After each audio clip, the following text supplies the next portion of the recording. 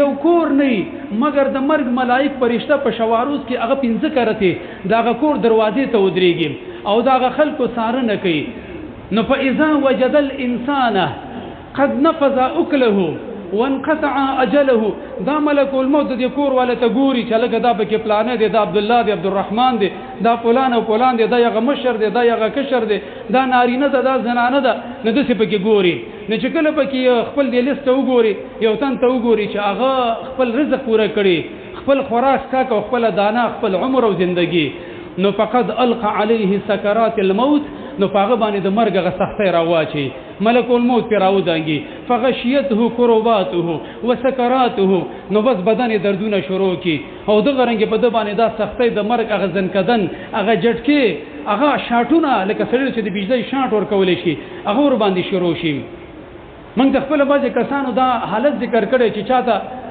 علامه غاغي ته بازي کسانو ته هارت اٹیک شوه دي هغه خپل حالت به ذکر کړي چې داسې حالت په منګ باندې لکه سړی چې بالکل د دې تلیت الله او د قوت الله ور ونیسي او انسان چې کوم د داسې احساس کوي داسې په شدت باندې او داسې چې کوم د سوزش او د سوزوالي دغه احساس کوي نو ملک الموت په د باندې چې کله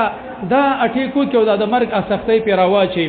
او سړی کله د من د پورته کې وفات کی نو فلی اهل البيت زجه نو دا د کور واره چغي سوري شروع کی نارینه او زنانه واړه او زاړه ټول وی ای پلانې بابا کاکا رور ماما مامي نه هغه وفات شولله هغه ته چغي وخی او هیڅ نشي کولای بچ کولای نشي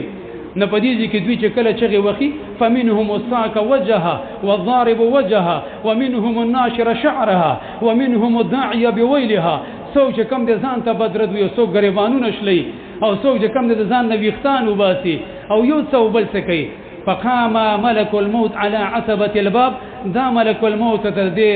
درشل باندې په دې دروازه باندې ودرېږي ناغه ته وی چې ففيم الجزاء ففيم الفزع تاسو په څه کې دا جزې پدې کوي دا ویرم چې راغستې دي او دغه رنګ دا چغي سوري چې وخی به وی چې ور خبردار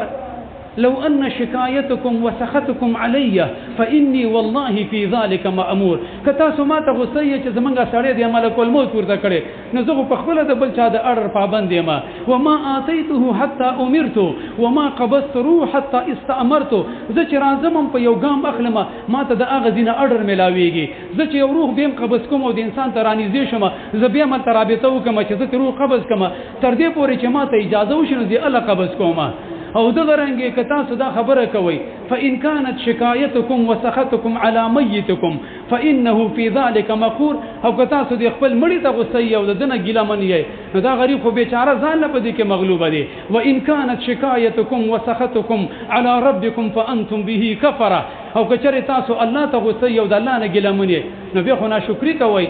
او دغه رنګ په الله سبحانه وتعالى باندې کفر کوي او خبردار وګورئ دا خبره مکوي فإن لي فيكم عودا ثم عودا حتى لا أبقى منكم أحدا دا یو ځل خو نه دی زه به بیا راځم تاسو باندې به بیا هم داسې چاپې اچوم او دغه رنګې دا اټیکونه او حملې به درنه کوم تر دې پورې چې په تاسو کې یو تن هم پاتې زما دا کار چې زه به درنه دا وړم یو هم نه پرېږدم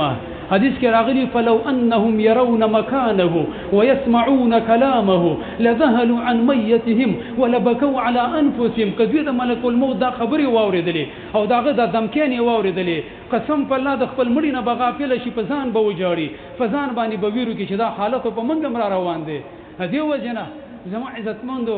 منګو تاسو سره چانس ته چې الله سبحانه و تعالی سره تعلق جوړ کوم او دغه رنګ په دغه موخه کې منګه د الله سبحانه و تعالی د تعلق نه فائدہ پورته کوم